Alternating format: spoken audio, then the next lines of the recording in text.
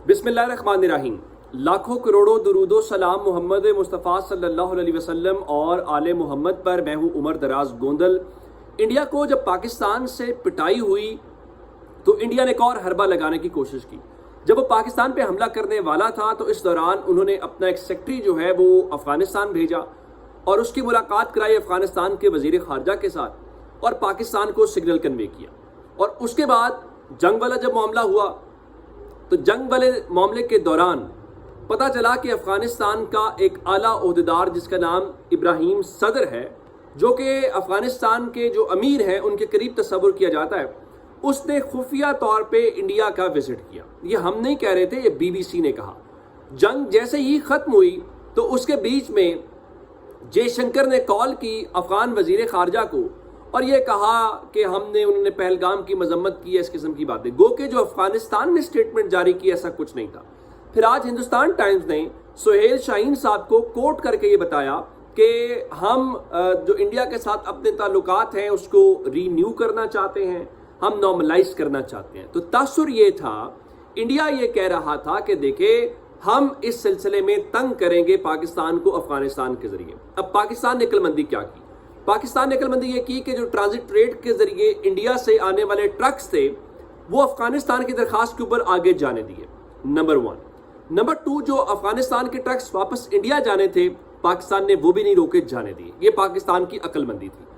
चूंकि ये हम सब कहते हैं कि हमें अफगानिस्तान के साथ दुश्मनी नहीं करनी, हमें उसको होस्टाइल कंट्री का दर्जा नहीं देना। अगर कोई हॉस्टाइल हो भी तो आप उसको दोस्त बनाते हैं, दोस्त को दुश्मन नहीं बनाते।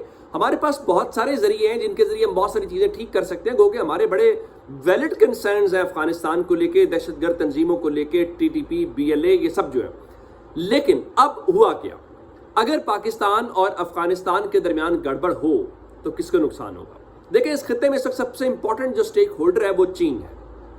और इंडिया को जो उसके गुब्बारे में हवा भरी गई, जो तैयारे, जो टेक्नोलॉजी, जो असलहा मिला, वो सारे का सारा इसी चक्कर में था कि आपने चाइना को काउंटर करना था। लेकिन चीन को आप काउंटर क्या करते? आपकी तो पिटाई पाकिस्तान के जरिए हो गई। ये अलग बात है, इकोनॉमिस्ट से लेके न्यूयॉर्क टाइम्स, डिप्लोमेट क्या लिख रहे हैं, और इवन अफगानिस्तान का मैं कह रहा हूँ कि फ्रांस का अपना मीडिया क्या लिख रहा है, उसको छोड़िए।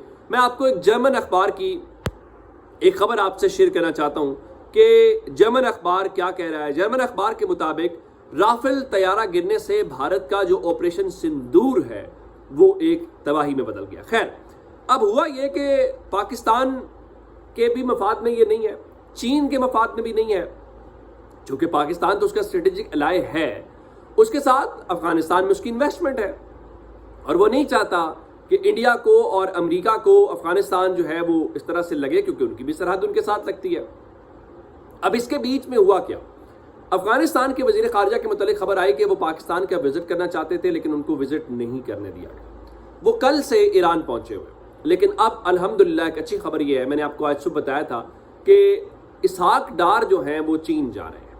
ये इट्स सेल्फ एक मैसेज है दुनिया के लिए, इंडिया के लिए, कि देखिए जो पाकिस्तान है वो अपने एलाय के साथ खड़ा, और ये पहला विजिट है। मैं अभी आपको बताता हूं कि जयशंकर के मुतालिक भी खबर आई है, उनकी जो एक्सटर्नल मिनिस्ट्री है इंडिया की, उसने बताया है कि वो विजिट के लिए जा रहे हैं। और वो विजिट के लिए कहां जा रहे हैं? जयशंकर के मुतालिक बताया गया जी वो 19 से यानी कल से 24 मई तक विजिट करेंगे। कहां पे वो विजिट करेंगे जी? नीदरलैंड्स का, वो विजिट करेंगे डेनमार्क का, वो विजिट करेंगे जर्मनी का। बिल्कुल ठीक है, वो अपने ज़ाहिर एलाइज के हवाले से है, तो इन 3 मुल्कों का वो विजिट करेंगे। लेकिन पाकिस्तान का विजिट कहां पे है? पाकिस्तान का विजिट चीन का है। पहली खबर तो ये खुद एक बड़ी खबर है, लेकिन इसके बीच में जो खबर है वो अजीत डोवल एंड कंपनी का जो शैतानी मंसूबा है पाकिस्तान को मगरबी बॉर्डर के ऊपर दबाव में लाने का, वहां घेरने का, वो उड़ता हुआ दिखाई दे रहा है। कैसे? चीन को जब ये समझ आई कि अफगानिस्तान थोड़ा सा इधर उधर होने की कोशिश कर रहा है, गो कि एक अफगानिस्तान की मैं तारीफ करूंगा, उन्होंने इस पूरी वॉर के दौरान कोई एक ऐसी स्टेटमेंट नहीं दी जिस पे ये तासुर जाता कि वो पाकिस्तान के खिलाफ है या वो इंडिया के पलड़े में वजन डाल रहे हैं। इसकी उनकी तारीफ होनी चाहिए। लेकिन अब चीन ने यह फैसला किया कि बजाय इसके कि ये लड़ें या ये डायरेक्टली आपस में नहीं बैठ सकते, हालांकि हमने कोई ज़्यादा लंबा टाइम नहीं हुआ, जो पिछला महीना गुजरा है اپریل میں اسحاق ڈار کابل گئے ہوئے تھے، جو کہ اچھی بات تھی، اور یہی ہمارا بلاول زرداری سے شکوہ رہا کہ آپ نے وہاں پہ وزٹ کیوں نہیں کیا۔ اب چین نے یہ فیصلہ کیا ہے کہ وہ اپنی میزبانی ان دونوں ممالک کو بٹھائے گا۔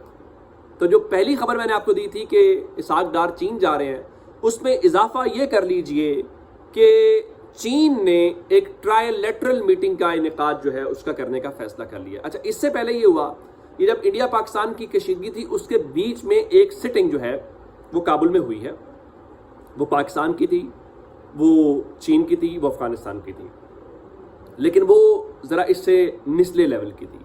وہ پاکستان کے جو اسپیشل انوائے ہیں صادق صاحب وہ اس میں تھے، دیگر ان کے اس طرح سے لوگ تھے، لیکن اب انہوں نے فیصلہ یہ کیا ہے کہ وہ اس سلسلے میں ایک میزبان ہوں گے اور ان کے دو مہمان ہوں گے، پاکستان ہوگا، افغانستان ہوگا۔ سو ان دونوں ممالک کے فورن منسٹرز، ہمارا فورن منسٹر کل چین جا رہا ہے، اب امیر خان متقی جو ہیں وہ چونکہ تہران میں ہیں اور غالباً وہ تہران سے وہاں جائیں گے یا کابل سے بھی واپس وہ کل وہاں جا سکتے ہیں۔ سو اب بتایا گیا ہے کہ وہ اس سلسلے میں اسحاق ڈار، وینگ یی اور امیر خان متقی جو ہیں وہ اس سلسلے میں ایک اہم ملاقات کرنے جا رہے ہیں۔ تو میرے خیال سے اب انڈیا کو یہ تکلیف یا حرارت بہت محسوس ہوگی کہ یہ ایک نیا ریجنل جو اتحاد ہے وہ بنتا ہوا دکھائی دے رہا ہے۔ تو میرے خیال سے یہ پاکستان کی بھی کامیابی ہے اور یہ چین کی بھی کامیابی ہے اس ساری صورتحال میں۔ اب اس کے بیچ میں سوالات ضرور کچھ اور پیدا ہو رہے ہیں۔ جے شنکر نے جو کہا کہ ہم نے حملہ کرنے سے پہلے پاکستان کو بتایا، تو لوگ یہ پوچھ رہے ہیں کہ آپ یہ بتائیے کہ پاکستان میں کس کو بتایا گیا تھا اور کس سے رابطہ کر کے انہوں نے کہا تھا۔ اب ان سوالوں کے جواب آنے چاہیے، لیکن اس کے بیچ میں آپ کو میں ایک اور چیز ضرور کہنا چاہتا ہوں۔ ہمارے ہاں ہم نے یہ جنگ جو جیتی ہے اس میں فوج تمام سیاسی جماعتوں کا شکریہ ادا کر رہی ہے، میڈیا کا شکریہ ادا کر رہی ہے، لیکن مجھے معلوم نہیں پڑتا کہ ہمارے ہاں کچھ دانشور، ہمارے ہاں کچھ لکھنے والے، کچھ بولنے والے، یا جن کا کچھ اثر و رسوخ ہے پبلک میں کسی بھی سطح کے اوپر، وہ کس مشن کے اوپر ہے۔ جب آپ یہ کہتے ہیں کہ اس کا کریڈٹ زیادہ ہے، اس کا کریڈٹ کم ہے، تو آپ اچیو کیا کرنا چاہتے ہیں؟ کیا یہ پاکستان کی جیت نہیں ہے؟ کیا یہ پاکستان کی سیاسی جماعتوں کی جیت نہیں ہے؟ کیا یہ پاکستان کی فوج کی جیت نہیں ہے؟ میں کہنا چاہتا ہوں یہ اپوزیشن کی جیت نہیں ہے، یہ کس کی جیت نہیں ہے؟ جب آپ یہ سب کر رہے تھے تو میں ایک مثال دینا چاہتا ہوں، سہیل بڑائچ صاحب انڈیا کے اس نیریٹو کا مقابلہ کر رہے تھے، یا پاکستان کے اندر وہ بچے جن کو آپ ڈیجیٹل دہشت گرد کہتے تھے وہ مقابلہ کر رہے تھے؟ سہیل بڑائچ صاحب کے انڈیا میں کیا انفلوئنس ہے ان بچوں کا جن کو آپ سیریس نہیں لیتے تھے؟ انہوں نے انڈیا کی وار فیئر کا مقابلہ کیا، پراپوگنڈا کا مقابلہ کیا، اور انہوں نے بتایا انڈیا جھوٹ کیسے بول رہا ہے۔ چلے ہم جیسے جو ہیں، ہمارا شاید اتنا ہم اپنے منہ میٹھو بننے والی بات ہوگی، اپنی خوشامد یا چاپلوسی والی، الحمدللہ جتنا قد کاٹ ہے، جتنی ہماری حیثیت ہے، اپنا کوشش کی انڈیا کے جھوٹ کو بے نقاب کرنے کی اور گراؤنڈ پہ آپ کو اپڈیٹ کرنے کی۔ اب سہیل بڑائچ صاحب نے آج مضمون کیا لکھا؟ انہوں نے مضمون لکھا جی مریم، بلاول اور عمران کے صاحبزادے۔ اس میں انہوں نے لکھا کہ کس طریقے سے عمران خان کے جو صاحبزادے ہیں انہوں نے ایک گفتگو کیا، حالانکہ وہ اپنے والد سے متعلق بات کر رہے ہیں، وہ پاکستان کی پولیٹکس میں نہیں۔ پھر انہوں نے علیمہ خان اور باقی سب کی باتیں کی، پھر بلاول کی بات کی، مریم کی بات کی، اور اس کے بیچ میں کیا لکھا؟ انہوں نے یہ کہا کہ جنرل عاصم منیر مکمل غیر سیاسی ہونے کے باوجود اس وقت سیاسی طور پر بہت مقبول ہو چکے ہیں۔ جنرل عاصم منیر کے نہ چاہنے اور بغیر کسی کوشش کے اب وہ ریاست کے سب سے بڑے اور پاپولر سٹیک ہولڈر بن چکے ہیں۔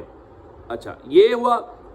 مزید کہا کہ جنرل عاصم منیر سے سیاسی طور پر پاک بھارت جنگ نے جنرل عاصم منیر کا گراف بلند کر دیا۔ عجب نہیں کہ سیاسی اجتماعات میں جنرل عاصم منیر کے نعرے سب سے زیادہ مقبول ہو جائیں۔ میرا صرف اتنا سوال ہے کہ آپ جنرل عاصم منیر کے حق میں لکھ رہے ہیں یا یہ ان کے خلاف لکھ رہے ہیں؟ کہ ایک شخص جو رول ہے ان کا جنگ میں، اس میں کون کس کو شک ہو سکتا ہے؟ اور کیا مسئلہ ہے یہ کہنے میں کہ وہ جب لیڈ کر رہے ہیں تو لیڈ کر رہے ہیں، اس میں کیا بات ہے؟ لیکن اگر آپ کچھ فائدے کے لیے یا اپنی پی آر کے لیے یہ کر رہے ہیں جناب سہیل بڑائچ صاحب، یہ خدا را اس قوم کے ساتھ نہ کریں، تقسیم نہ کریں، اپنے ویسٹڈ انٹرسٹ کے لیے چیزوں کو کنٹروورشل نہ بنائیں۔ آپ سے دعا، آپ سے التماس کی جا سکتی ہے، آپ سے درخواست کی جا سکتی ہے، اور اللہ تعالیٰ آپ کو ہدایت دے۔ اپنا بہت سارا خیال رکھیے گا۔ خدا حافظ۔